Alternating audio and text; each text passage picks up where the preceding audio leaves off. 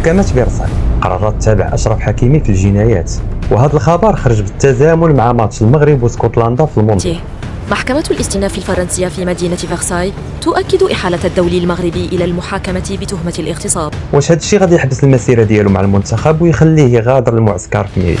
القصة ماشي عاد جديدة، لكن بدات في فبراير 2023 تهم التحقيق ومراقبة قضائية لأكثر من عامين ونص. حكيمي من ديك الساعات هو ساكت وكيعتبر هذا الشيء غير محاولة ابتزاز حيت هو نجم مشهور. حتى نهار الجمعة 19 يونيو المحكمة رفضت تسد هذا الملف وقررت رسميا المتابعة الجنائية. بعد أن تعرضت موكلة للتشهير من قبل محامي الدفاع عن أشرف حكيمي، فإن هذا القرار يبعث في نفسها الشعور بالارتياح والأمل. النقطة اللي خلات كل شيء كيتسائل هي علاش هذا القرار خرج بالضبط في هذا التوقيت ملي المنتخب تعادل مع البرازيل وحكيمي كيوجد الماتش في اسكتلندا. هنا القضاء الفرنسي خرج كيقول باللي هذه مسطرة قانونية عادية. حكيمي ما بقاش ساكت وخرج بتغريدة في منصة إكس: لقد انتظرت هذه المحاكمة منذ اليوم الأول وأنا الآن أترقبها بفارغ الصبر. أخيرا سأتمكن من التحدث. قال باللي كيتسنى هذا النهار باش يهضر ويكشف الحقيقة اللي ضراته هو وعائلته، وباللي كون ما كانش مشهور هذه القضية كاع ما كانت غتكون أصلا.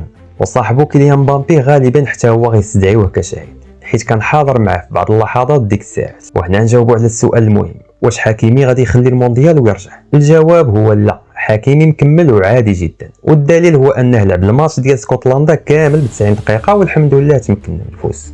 القرار الحالي هو غير تحويل للملف، اما تاريخ الجلسات باقي ما تحددش. هذا الشيء علاش ما كاين حتى شي مانع قانوني اللي يمنع عليه اللعب او لا يفرض عليه السفر. حكيمي دابا تحت ضغط كبير، ولكن كيبان مركز مع الكره وباغي يطوي هذه الصفحه. خليو لي رايكم في التعليقات، واش كتبان لكم هذه القضيه هذه محاوله للتشويش على المنتخب ولا غير اجراء قانوني جا وقته؟